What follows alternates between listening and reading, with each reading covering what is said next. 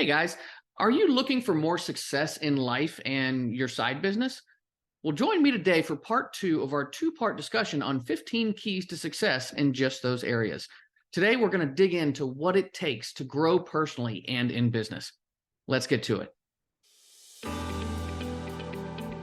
Welcome to the Plan B CRNA podcast. I'm your host, Bobby Jones, and I'm so excited that you're here.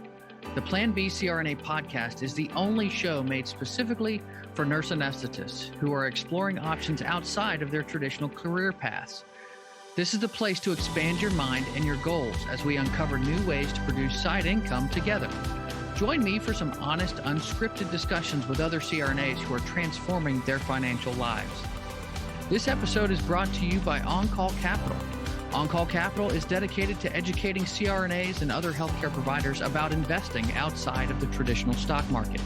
On-Call Capital also provides opportunities for you, yes, you, to create passive income and generational wealth while also lowering your taxable income through investments in the apartment and alternative investment spaces.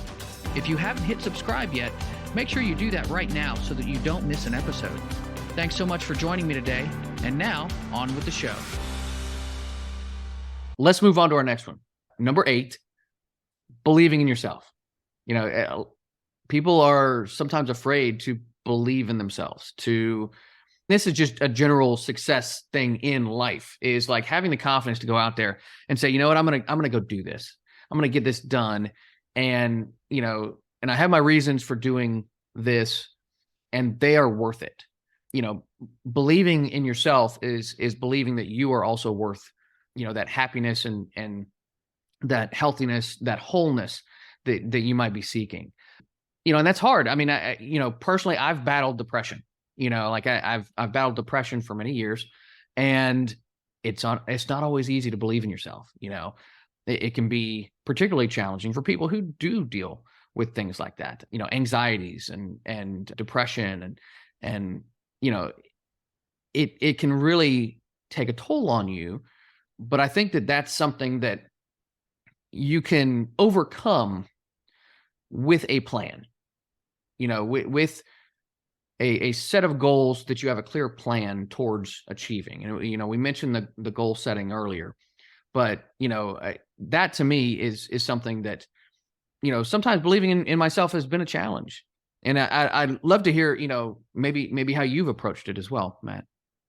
Honestly, like I have always been a big proponent of believing in yourself, because if you don't believe in yourself, you're never going to go anywhere. I have a feeling that you're probably in the same boat with me, to where you're all in, like you're all into this podcast, you're all into On-Call Capital, any venture you go to, you're all in.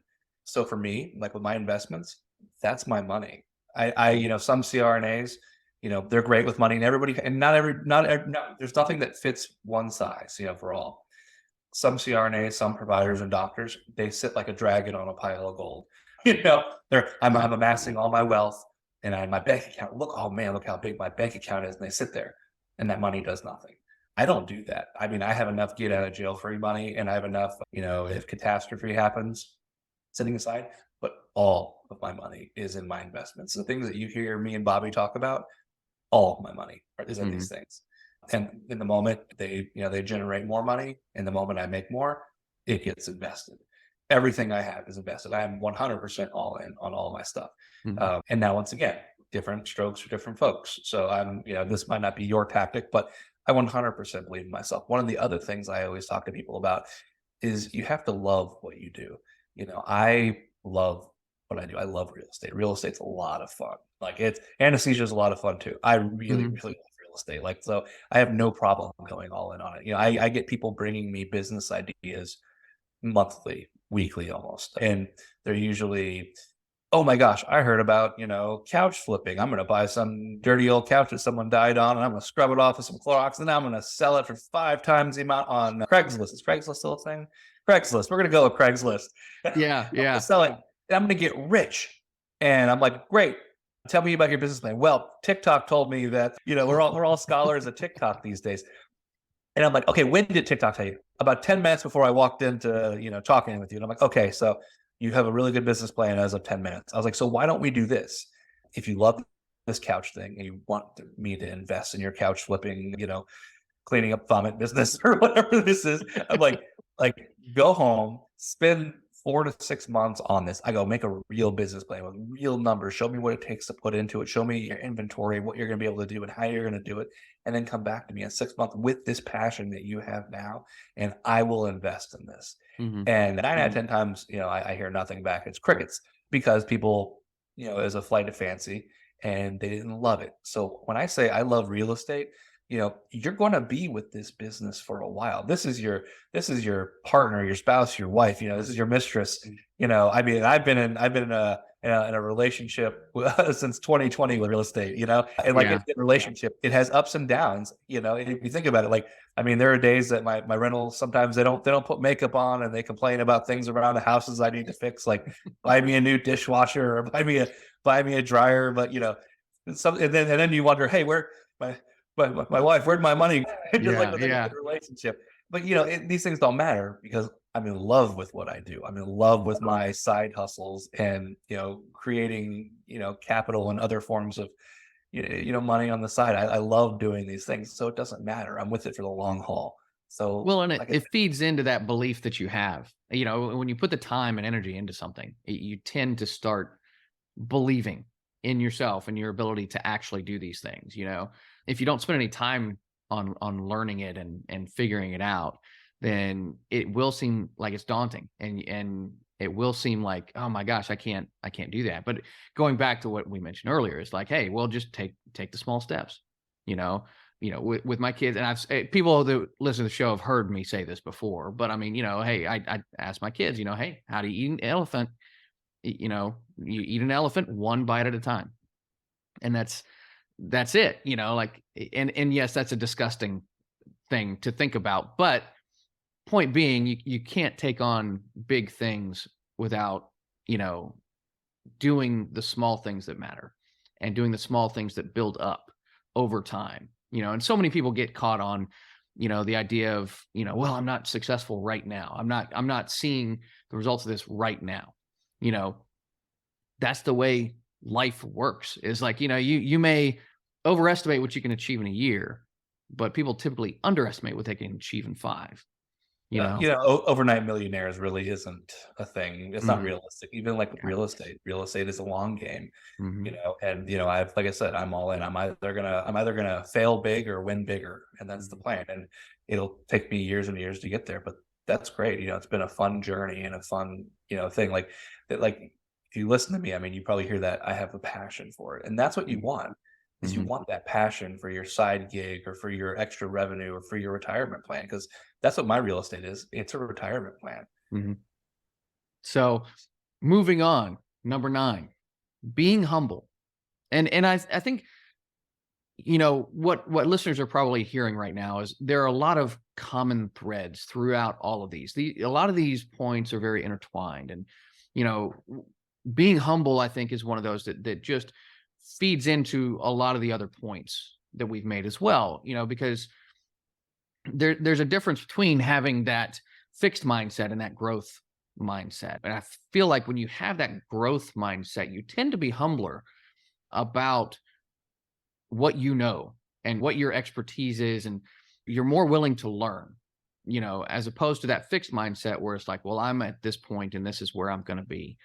When you get to that point and this is all you are, then you might lose that humility that you once had because you think you're big and bad. So I think that's a really important thing to keep in mind. The humility, it helps in all of these relationships that you have. It helps you in the OR, it helps you with your bosses, it helps you with your spouse, and all of your networking and stuff like that. I think it really is one of those common threads. Yeah, it's interesting. Being humble really does. I mean, it keeps you in check for life because there's always a smarter person in the room. And one of my jokes I always tell people is the smarter I get, the dumber I realize I really am. Mhm. And it's the truth though. I mean, you're very rarely are you the smartest guy in the room because there's always somebody with a different experience or a different background. And the other thing is don't be afraid to ask for help. I mean, it's hard to say, "Hey, I don't know something." But, I've gotten to the point where I don't care if you think I'm dumb. I don't care if you think I'm smart, Mhm. or if you think my advice is good or bad. Like, I'm happy with me, and I know if me asking for help is what it's going to take to be the best version of me, then that's okay. I have no problem walking into an operator and going, "Hey, but Bobby, I haven't done P's in 2 years. This is my plan. This is what I'm thinking about doing. What do you think about this?"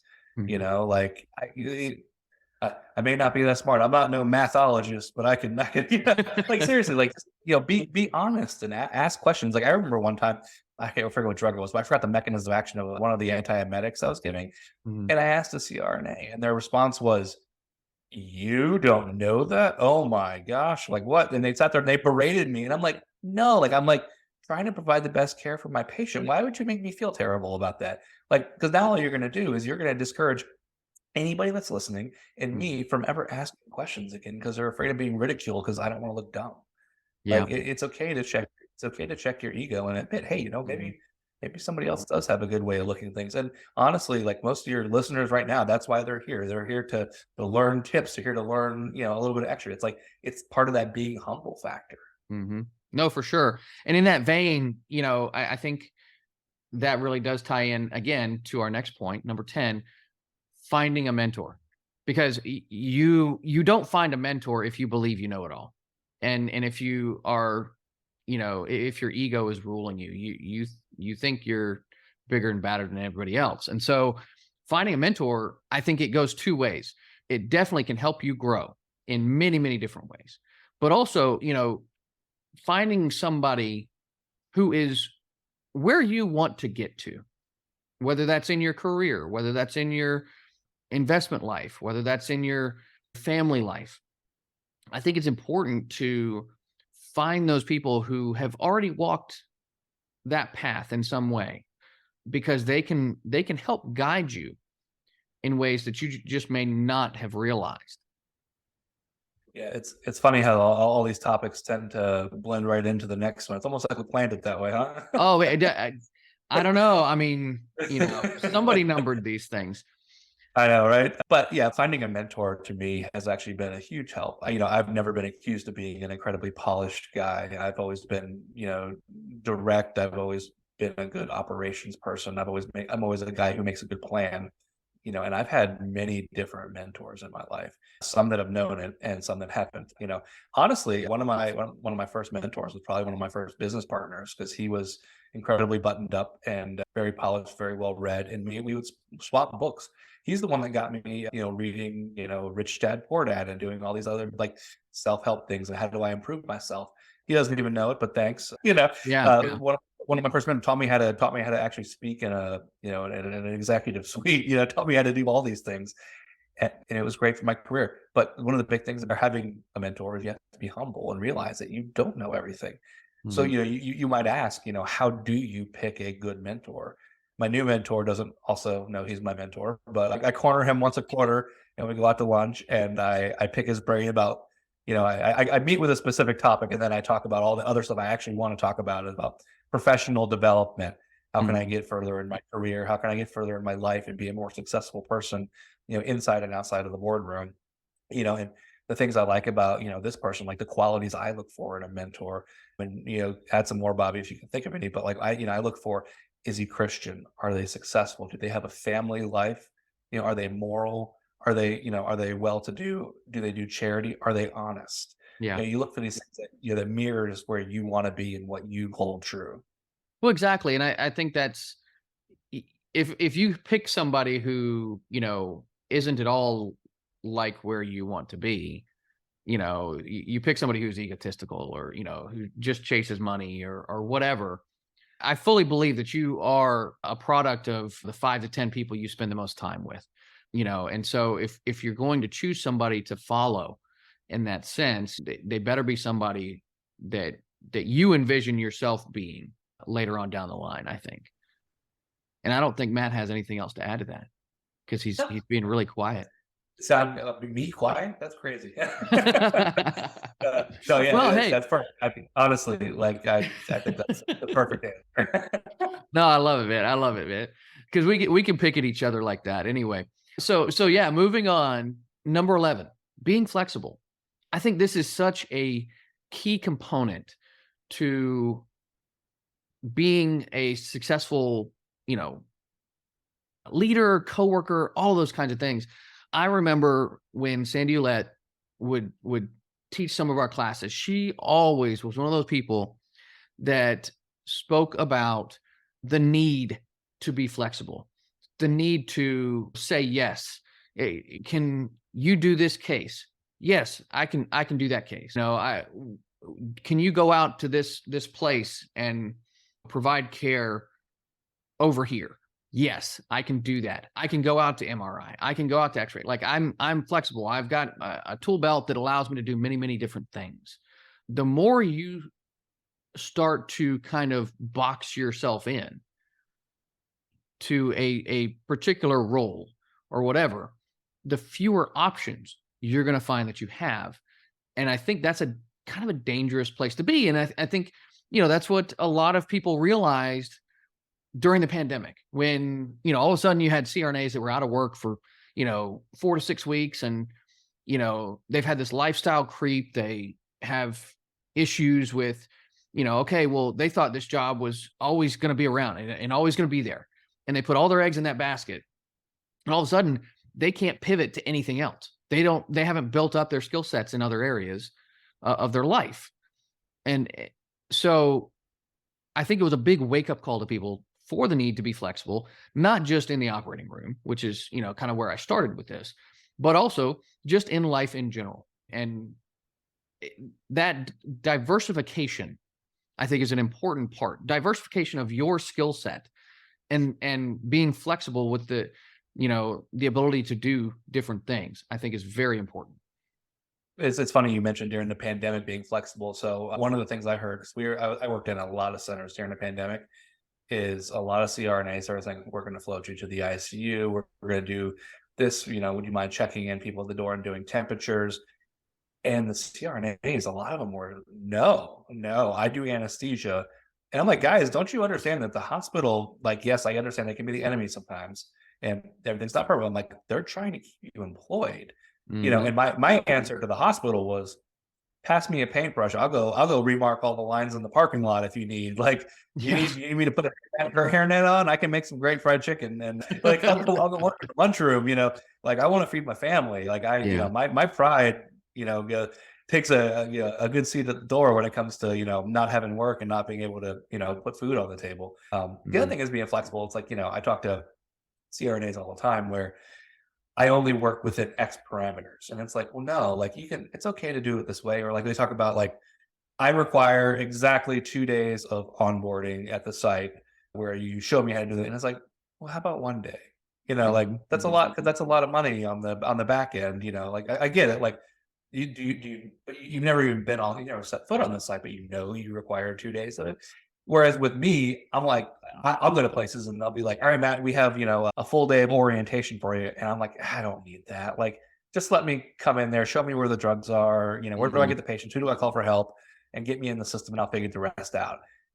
Flexible, like I don't need my rigid environment. But a lot of people are like, this is what you'll do. And this is exactly how you do it. Or I don't push beds, or I don't do this, or I need this. And it's like, well, it's okay if you do. Like, why is there not a blood pressure cuff on my patient's arm when they come back to the room? Who's going to bring it to me? And it's like, well, how about where's the blood pressure cuff drawer? I'll grab a couple out and throw them in my room just in case somebody forgets. Being flexible, being a good colleague, and being understanding is very important. Yeah. Well, and I do want to I do want to segue into our next point, because we were talking about COVID and and people getting shuttled to different areas. That it can be a challenge, and you found a lot of providers who were suffering from burnout, which is our 12th point. The need to actually be aware of where you are mentally, and if you need to make changes, because it is one thing to be flexible, and flexibility is an important component to finding success. But sometimes we can get pushed too much. Sometimes we do get pushed beyond our limits. And so knowing how you manage those kinds of situations and what that looks like for you individually, I think that's something that's important to do. Yeah, setting realistic expectations is a very good thing. Like, once again, I'm not above pushing a mop to put food on my table, but if I am getting abused or if I'm overwhelmed in my job position, I have no problem saying, hey guys, this is my list of responsibilities. It's getting a little overwhelming. It's getting monotonous. It's getting whatever the thing is. Here's what I think we could do to improve the situation to make it to where I won't get burned out. Because the end result is I'll get burned out and either A, I'll start making mistakes and patients might get harmed. B, I'll get burned out and I'll just quit and you will be short staffed. Or in the worst case scenario, both of those things will happen. And then I'll just be miserable in life and have to go find a new career, or I'll have depression or all these, any of these other things that happen. Like finding ways to recognize and manage burnout early is a very important thing for people in our profession. I know for myself, I totally got burned out. It was something that affected me, and there wasn't any one thing or one catalyst for me. It was little everyday traumas, like it.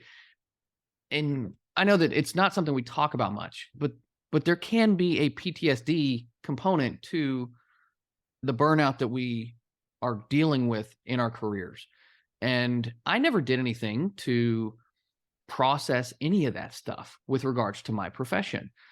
It's not like there were a ton of resources that were thrown at me to help me process some of those emotions that I was going through. But I mean, the little traumas, the production pressure, the little things that happened over time. I mean, I would dream about being late to work, or I would dream about not getting back to an operating room on time and finding a patient that's already getting put on the bed because I wasn't asked and I hadn't even seen the patient yet. Those kinds of things for me added up over time, and I never processed them. And what that led to was me showing the symptoms of burnout without even realizing it at all. And you kind of get more irritable. You get, more ticked off at little things because all of a sudden those things are building to something that can seem insurmountable. As a CRNA and a medical professional, nurses, CRNAs, everybody in our profession, people don't understand what we do. If any other job, if I have a bad day, I burned a batch of fries or a thing of hot wings, didn't make it to the table on time. If we have a bad day, people can die. If we have a bad day, we can be prosecuted. We can lose our everything we work for. I mean, I don't think the general public understands the responsibility and the stress that we're under. I remember we talk about things like second victim syndrome. I remember my first death in the OR. It was horrible. It was the worst thing I have ever gone through. I had questions. I was worried, am I going to get sued? Did this happen? Was it my fault? Was it the patient's fault? Was it the doctor's fault? What happened? What could I have done? Did I do everything correctly? And after the patient passed, the hospital said, nurses, everybody in the room, go home. You need to process what it is, what happened, just take the rest of the day for yourself. Nurses, anesthesiologists, take the rest of the day for yourself. The guy who's cleaning up the room, please just, we feel for you, take the rest of yourself. CRNA, hey, your next case needs to be back in the OR in about 10 minutes, so you better hurry up with your paperwork. So get going. And everybody but me, got to actually deal with what had happened. And at the time, I didn't realize how profound that was. I was like, oh man, I got to get going. But now it's like, and that contributed a lot to my mental state, that bad attitude I had, the burnout that I was starting to feel that I didn't even realize at the time. Yeah. And as medical professionals, like I said, these things pile up and we don't, we take them home with us and they last for days, months, and years. Yeah. It's a big thing. One of the other things you can do I guess the switch topics maybe a little lighter or something. Yeah. As far as burnout goes, one of the other things that I actually struggled with was time management. As a business owner, even in what I'm doing right now, I have a never-ending to-do list. At any given time, I literally have a to-do list on my iPhone, so it's a constant reminder that there's something pending, and it's seriously 50 things long. And I look at other people who will go, I have to have this whole list done, and it really panics them, and they worry and they get overwhelmed, and eventually they get burned out. And I used to be that person. So now what I do is every single day, I take the top 10 things that I know I can get done that are the most pressing and the most time demanding. And I do 10 things a day on my list. Mhm. And everything else, okay, I'll get to it tomorrow. And the next day I'll do 10 more things on my list. And then usually every day I add about 11 things back to the list. But I recirculate everything that the most pressing sits at the top of the list and they get done. And I tick them off, and it's very, very satisfying to tick off things from your to-do list. Yeah. Whether it's simple things like make phone calls, make connections, make cold calls, places, dealing with CRNAs or issues or whatever it is, you just knock out your list, and that's a great way to manage your time, not get overwhelmed, and kind of avoid one of the tiny little facets of burnout. Yeah. Well, one of those, it's the accomplishment. It's the feeling of accomplishment that can build over time. And that leads to more belief in your ability to actually do the things and be that person that is doing the things. And so that feeds back into our belief in yourself. I think when you are accomplishing those things, it is helpful to manage that burnout, because you feel like you are working through it. We could talk about burnout and second victim syndrome and imposter Yeah. syndrome. We could talk about this for about Um, this is like that's 7 shows worth of material we yeah, could go no through. kidding, man. Because like you mentioned your first death. I remember, my first patient who died as a nurse, and I had only been a nurse for a few months, and I still had a preceptor and everything else, and I had never been coached on how to talk to a family after, their loved one dies. I'd never been in that situation before. And all of a sudden, like, the doctors, and I'm thinking the doctor's going to handle it. And then doctor's gone after the code, and I'm left to go talk to the family. And it was something that, and this was at the beginning of my shift, beginning of a 12-hour shift. And of course, hey, you take care of the process, and then it's an empty room and they got to fill it with somebody else. And there was just no time to process any of that. And, even with a preceptor who was a fantastic preceptor, you know, it's it was one of those things that luckily she kind of pulled me aside and was like, "Hey, is everything okay? Are you all right?" And at the time, I'm still relatively just in shock that it happened, because it's you come on to into a room and you think you got report and everything else, and then all of a sudden it's like, wow, this is a very different situation. you know? And so there was a shock factor that I was dealing with that I just had no idea because I'd never been there before. There's to talk about deaths in the OR. So I've had 2 patients pass on me. One was when I was a student and I wasn't touching anything, but it was still traumatic. And Hmm. the other one was when I was a CRNA. And there was something for all of the SRNAs and new CRNAs listening, something that I've noticed, my personal superstition that I hold very true. I'm a big proponent of the power of belief. Both of my patients told me before the case, I know I'm not going to wake up. I think I'm going to die. And so nowadays, when I have a patient tell me that, I cancel the case. And boy, do the surgeons get mad. But I'll Hmm. tell you what, the only 2 times that someone has ever told me that, they've died. Yeah. So there's something in the patient that knows. Like Mhm. maybe I'm crazy, but if any patient ever says anything along the lines of, I know I'm not going to wake up, or I know that I have all, there's, I cancel the case, or I'll Yeah. have somebody else do it. Actually, there was one more time that somebody said that to me, and I said, "I'm not doing this case," and they pitched a fit in the OR. I mean, a fit. I said, "Look," I said, "I just don't feel comfortable." I'm like, "The patient, there's something that's telling the patient they should not have this procedure done." And another CRNA stepped in, and the patient coded here in that Mm. case when I didn't do the case. Yeah, I'm like, guys, I'm like, this is red flag number one right there. Yeah. And once Yeah. again, people can call me crazy or superstitious, but boy, it rings true. Mm. For Man, all of our new that is wild. CRNAs and S. That's wild. But I mean, I believe it. I believe it. So, well, hey, let's move on to our next one here. This one's a fun one. Number 13, getting out of your comfort zone, challenging yourself and facing your fears, man. That's a big deal for people, because that's a lot of what going to school is about.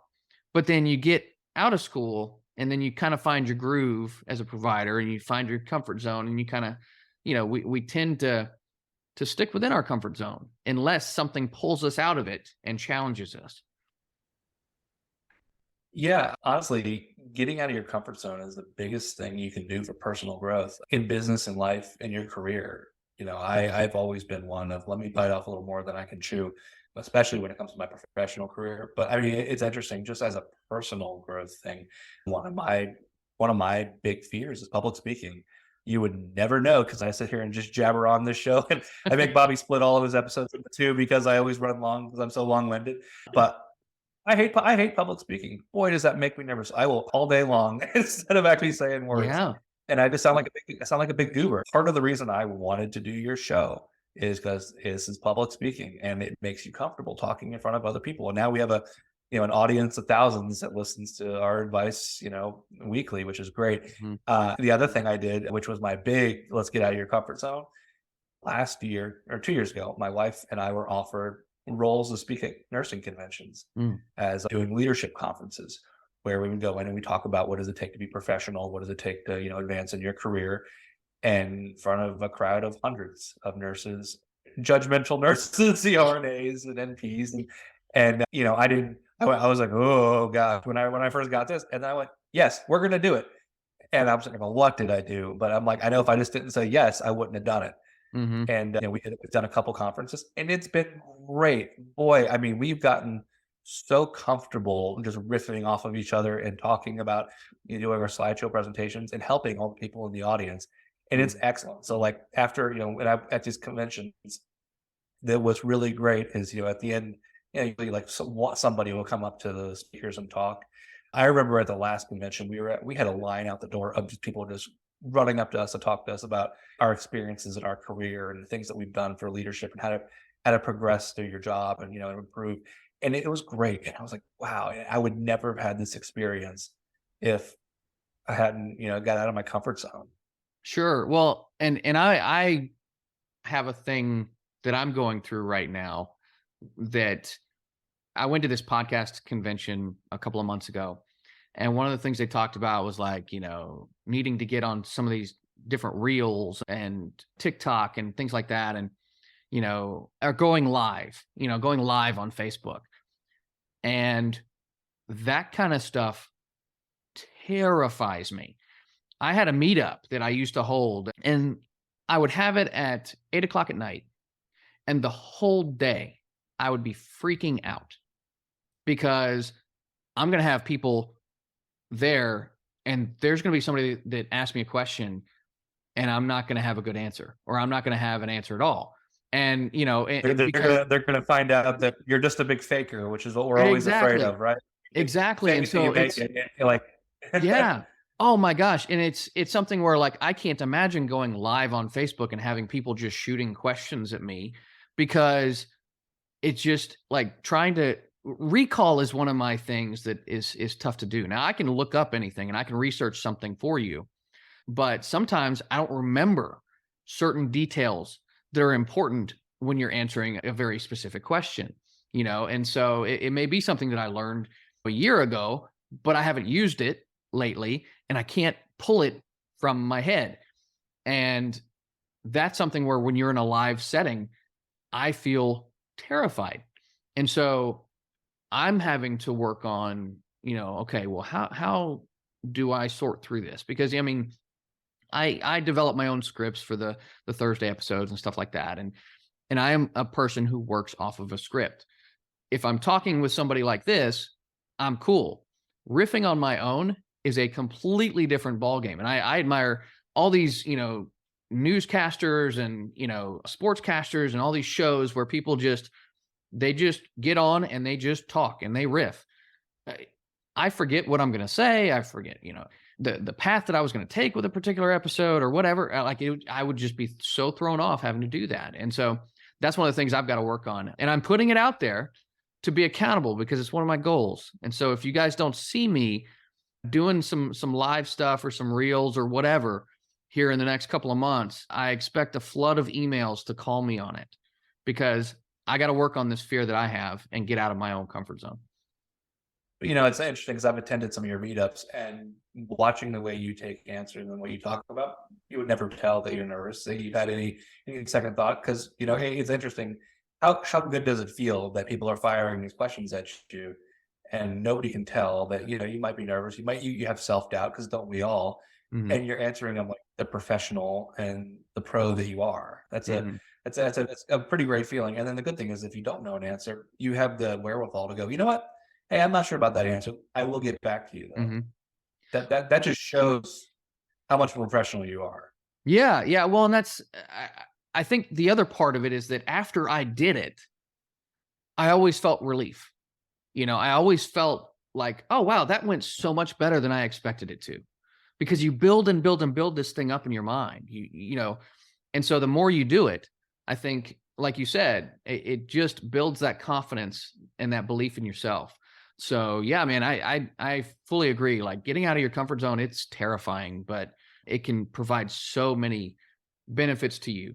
And you know, going again to feed off of that is our next point, number 14, personal improvement. Okay, working on yourself.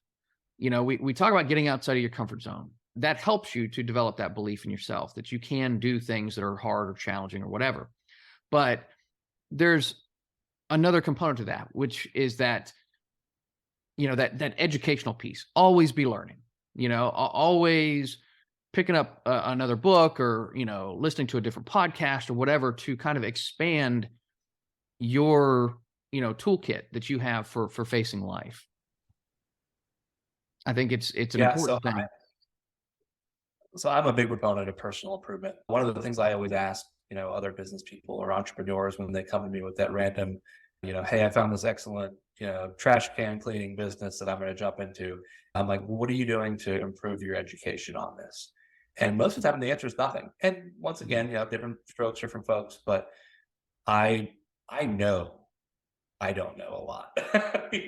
So I am, like I said, I rotate what I read. It's a self-help book, it's a finance book, it's fluff like Harry Potter. I rotate through all those things. It's a classic, but I always rotate. I try to do two productive books that will make me a better person, something that'll make me more well-read, like a classic, and then one something for enjoyment. But there's always finance, there's always real estate, there's always, I just read a good book by Tom Wheelwright about taxes.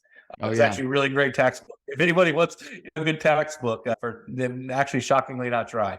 But like I'm doing all these things that how can I better promote myself? How can I better promote my family? When I go to my tax CPA every year, I'm like, hey, here's what I've read. And I'm sure she gets tired of it because I'm like, this is what I want to do. What do you think? This is what I want to do. What do you think? Mhm. And she shoots down 90% of my ideas. But you know what? The 10% that do stick help and they benefit. Do I want to do a cost seg for my properties? Do I want to do this tax strategy? What is that passive versus active investing? Mhm. It really helps all these self improvement exercises. So it's good to have things that'll help you get better. All the listeners that are right there, congratulations. Listening to this podcast is an act of self improvement. Right now you are nailing step 15 or 14, which is great. And that's what it is. And the other thing is, Yeah. surround yourself with like minded people that have the same kinds of conversation that build you up. These are all self improvement techniques that are very, very valuable, inside and outside of the OR.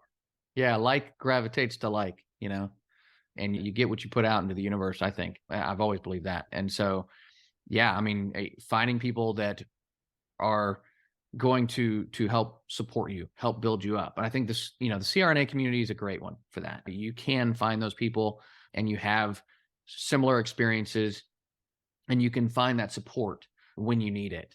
And so I think that's just a fantastic thing to be focused on, and that constant education, continuing education, continuing to try and push those boundaries of what you know. I think yeah, that just it can help people in so many different ways. But yeah, let's see here. All right. Well, the next one is, and it's our last one, is number 15. Very key component here. Finding hobbies and outlets for yourself. Personally, like I love bowling and I love throwing darts, gets me out into a social setting, but I don't necessarily have to, be social to get the enjoyment of being in a social setting because I'm not exactly an extrovert. So those are activities that I love because it's just something I grew up doing. And so I love to run. It gets me outside, gets me fresh air. You know, it's good exercise. It's not always love. Sometimes it's love-hate relationship with running. But, I think a lot of people can relate to that. But those are different outlets that I have that help me to feel better and to take care of myself. So I'm curious to see what kind of hobbies and outlets you have there, Matt, because you Well, seem like you're running all the time. Not next physically time, running, but like running around and doing lots of things. hey, I'm trimming up. I'm running a little bit. God, I knew you were going to say something about that.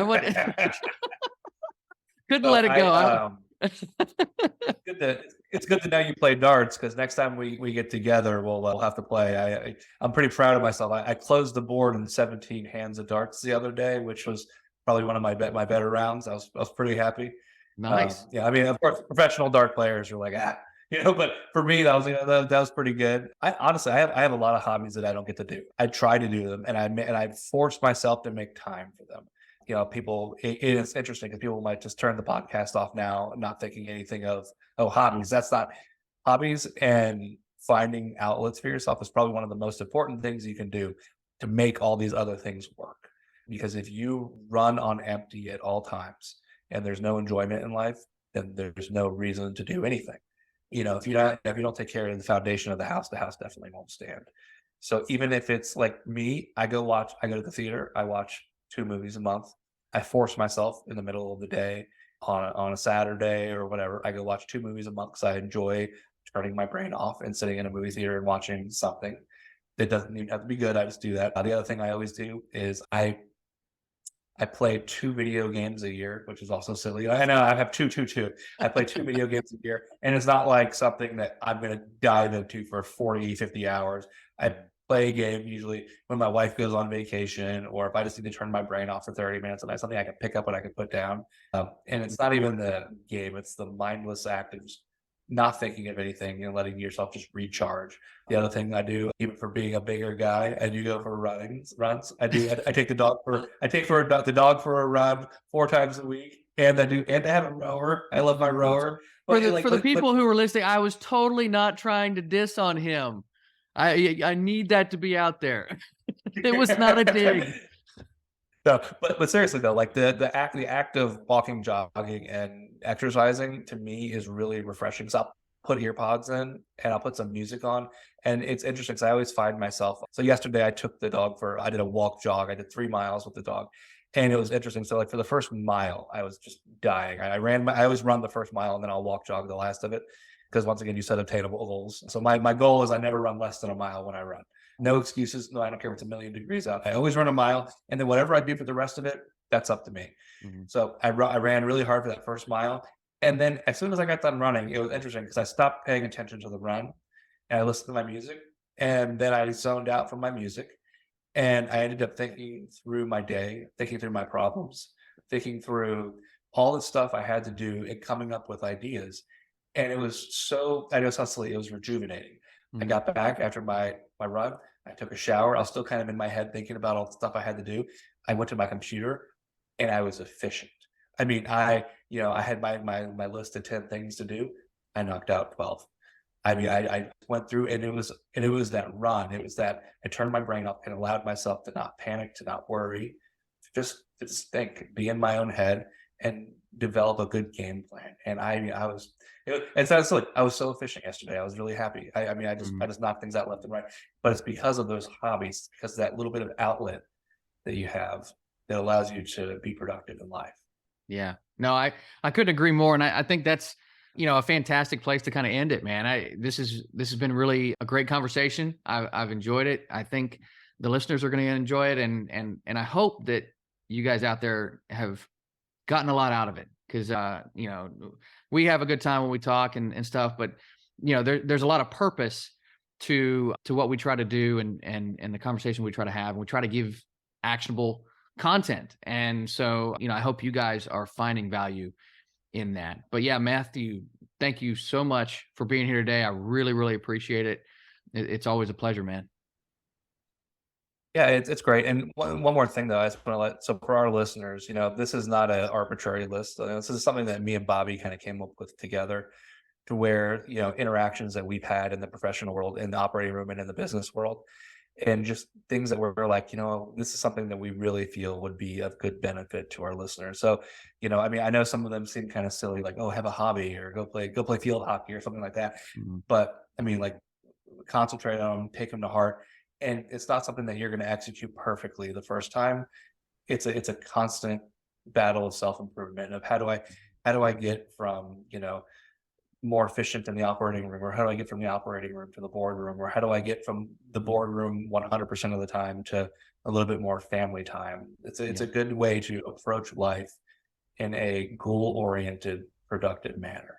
Sorry, Sure. I just wanted to throw No, that no. in Well, and there. I agree. And yeah, this list is not all inclusive. There are other things. I mean, yeah, hey, stay positive in life and, have good Yeah. friends and whatever the case may be. I mean, there's so many other lists out there that tell you how to find success and how to have a good life. But these are just some of the ones that we found that help us. And, by all means, you got to follow your own heart too. And we all have to figure things out for ourselves. And life is not the same for all of us. We don't all come from the same backgrounds. We don't all have the same things going on in our lives. But I think it is important to kind of take all this in and just try to process it for yourself and for your own sets of goals and figuring out your strengths and weaknesses, all that kind of stuff. I mean, I think it's going to hopefully be helpful to you in doing that. Completely agree. And I just want to say thank you again for letting me be part of the show today. This has been excellent. And I hope everybody has found some meaning in what we've been able to discuss. Yeah, for sure, man. It's always a pleasure, as I said, having you on the show and looking forward to more collaboration in the future. All right, guys, let's recap.